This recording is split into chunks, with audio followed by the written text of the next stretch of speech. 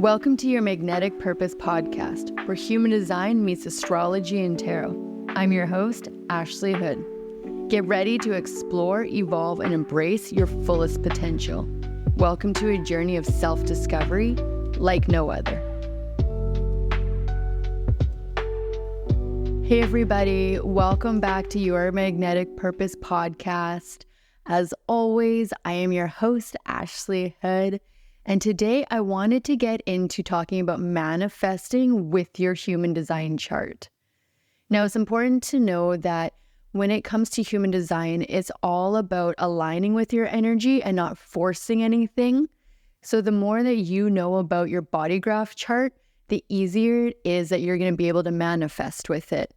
There are some key areas in your chart where you can start your manifestation process, or you can get a little bit deeper into these areas to really bring to life what you're hoping to create for yourself. So it's important also to know that every single energy type manifests differently. So generators and manifesting generators, they are really meant to sit in their power and wait for things to come to them to respond to. It can feel a little bit weird at first, like maybe it sounds like inactivity, but that's not really it. It is being present in the moment and really like feeling into what you are manifesting and then just waiting for it to be brought to you, kind of like a magnet. And then there's a manifester. A manifester has the unique ability to be able to initiate. So a manifester can actually go out there and kind of like tell the universe exactly what it wants and how it wants it and how it's going to get it, and then just start to create their manifestation that way. With a projector, your power really sits in being the best version of yourself so that things will naturally come to you as well. You really want to wait for the invitation to show your brilliance, but you can't do that if you are too busy out there kind of trying to initiate things, put things on people, like really trying to like guide the narrative.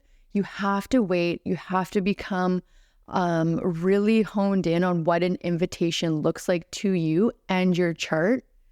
And then once you can feel into that invitation, then you are going to start to know when all your manifestations are coming towards you. The simplest way, honestly, is just being able to be the best version of yourself, and the invitations will come. And then for a reflector, their manifestations are going to come when they have time to get clarity and reflect on a 28-day lunar cycle. They're going to have different moments of reason, different moments of clarity throughout that time. So when it comes back to the end of that cycle, they're really going to be able to understand their manifestation better and what's coming towards them. So the next place that we'd want to look at in our chart would be our centers. Our centers are powerhouses when it comes to manifestation, especially these three key centers: your throat center, your solar plexus, and your G center, the identity center. If we're looking at the throat center, it is all about communication and manifestation. So if you have this defined in your chart, you can literally speak out into the world what you're wanting to manifest and then just start to watch it come back to you, kind of like a boomerang. If you're somebody who has this undefined in your chart, it's really good for you to make sure that you are understanding the things that you want to be manifesting and not speaking into existence the things that you don't want. If you think about your throat center, kind of like a muscle when you're working out, if you are constantly talking about things that you don't want to happen, then chances are those things are going to kind of be stale and nil, and you're going to be blocking yourself from the things that you actually want to happen. So the things that you want to bring into your life, make sure you're working it out just like you would any other muscle, and kind of forget about all the other stagnant energy of what you don't want, because that is completely just hindering you in this process. Next is going to be your solar plexus. So if you have a solar plexus that is defined in your chart, then that is going to look like emotional clarity is when you hit your manifestation. You want to ride your emotional wave up and down. And then when you are at a neutral state, that is when you can really, really feel in to what is bubbling underneath the surface for your manifestation. When you get neutral clarity is when you get your manifestation. If this is something that you have undefined in your chart, then you want to be careful that you're not riding the emotional wave of those around you who do have it defined. And you want to make sure that you are able to decipher what your own desires and manifestations are, aside from all those people who have it defined in their chart. You don't have to wait for emotional clarity, but you do want to make sure that you are away from someone who has a defined emotional center when you're trying to feel out for yourself what that manifestation could look like in your body. And then finally, for a center, we're going to talk about the G center, the identity center.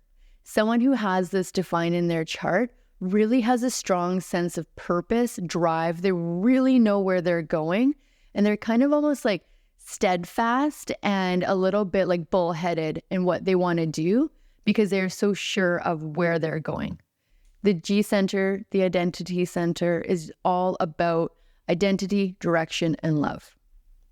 So if you think about it in terms of having it defined, being steadfast, really know where you're going to find a lot of your manifestation is going to happen for you when you're living authentically. You really have to be true to who you are if you have the center defined to be able to reap the benefits of your manifestation.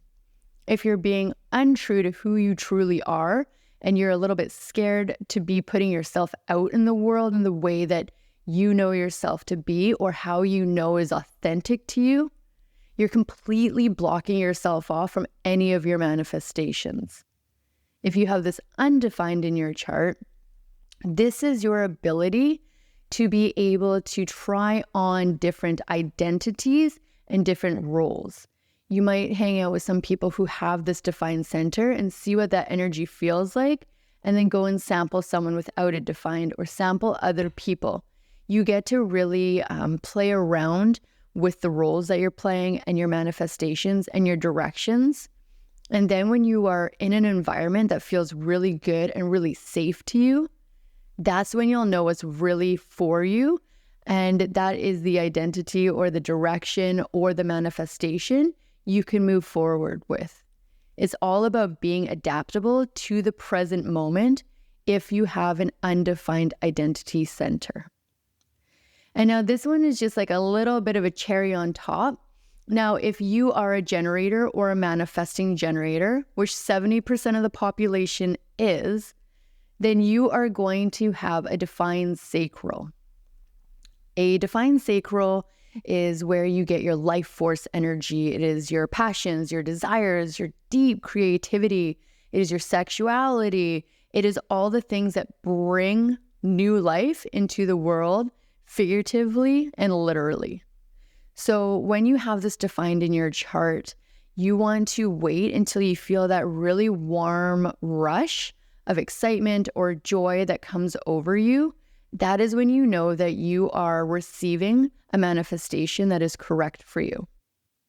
If you have it undefined in your chart, maybe hang out with your generator or manifesting generator friends and sample a little bit of their energy if you need that creative spark to kind of kick off your manifestation process. Now, some practical ways to be able to use this in the everyday world, we'll start with journaling. Journaling is a great way to be able to kind of clear all of the clutter out of your mind and put it in paper in front of you. It's kind of like a brain dump so that you can go back to feeling into your body. Because the moment that you can feel your energy and align better with your own energy is when you can actually find what is true for you. So if you are journaling as a manifester, this might look like you journaling on what different initiations that you took or what new paths or trails you want to blaze. If you're a generator or a manifesting generator, you might really want to sit there and journal on the different things that you responded to. Now, again, for a generator and manifesting generator in response, It doesn't have to be sitting there doing nothing, just sitting on your hands. That's not what this means. It means that you want to be so honed into your present moment that when something does try to catch your eye or your attention or try and excite or motivate you, you are able to actually see it for what it is. So this could look like you're out on a walk and you see a rock that looks like a really beautiful color and then you want to start a painting. You could be out in the forest and you could hear the different ways that the birds are singing, and this creates a song that you want to put out there in the world. You could be looking at the ocean and just hearing the waves, and maybe you're going to get the most divine download at that time for the exact step that you're supposed to do next. So when it comes to waiting in response, it really honestly means just being super present in the moment so that you can receive all of the things that are coming to you. If you're a projector, maybe you want to start to journal on what the different invitations look like to you. Maybe something that you thought was really mundane was actually a big invitation and you just couldn't see it for what it was at the moment. So the more that you start journaling throughout the day of the different invitations that you got, the more that you can start to see how these are rolling in and how you actually want to respond to them. That is when you are going to start to get kicked up and excited when you start to realize how you can share your brilliance with this world. And then again, if you're going to be journaling as a reflector, you're going to want to journal on the lunar cycle that just happened and all the different pieces of clarity that you got throughout that 28-day process. This can look like journaling every single day, or it can look like doing the different moon phases between a full moon and a new moon and seeing what it felt like throughout that time. Another way that I really like to do my manifesting is I like to do sound baths or Reiki or pranic. Anything that you can do that calls your energy back into you is really helpful. If you want to think about how you can manifest practically with your centers, if you're talking about your throat center, then maybe you want to think about how to do daily affirmations if you have the center defined. If it's undefined, practicing saying different dreams and desires that you have out loud to a trusted friend can really help to sort of put that out into the world, but then you can also hear it back to see if that's something you want to respond to, if that's an invitation, or maybe if that is something that's interesting that you want to initiate on. You can also, if you have your identity center and you want to start thinking about how you can manifest with that practically, a good way when it's defined is really doing future self meditations. And a meditation doesn't have to be where you are completely still, lights out, listening to whatever future self meditation is your favorite. You can also be out walking in nature. You can be driving. You can be doing whatever that puts you into a meditative space. I know personally for myself, I like to do moving meditations, but I find my favorite meditations to do for future self are the ones where I really get to place myself in a year from now, 5 years from now, 10 years from now. I do have a defined G center, an identity center. So just me placing myself in those scenarios as if it was already happening is really key for me when it comes to my manifestation process. If you have it undefined in your chart, you can sit there and you can meditate on the different environments and how you want it to feel when you get your manifestation. How does it feel? What is it going to feel like?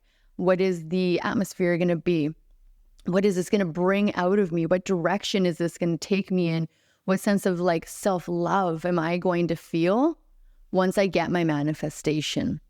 Because for someone who has a identity center that is undefined, your environment is key for you. And then if you have a solar plexus and you want to use that for manifesting with meditation, you can think about the emotional wave that you're on. You can reflect on that. You can meditate on that.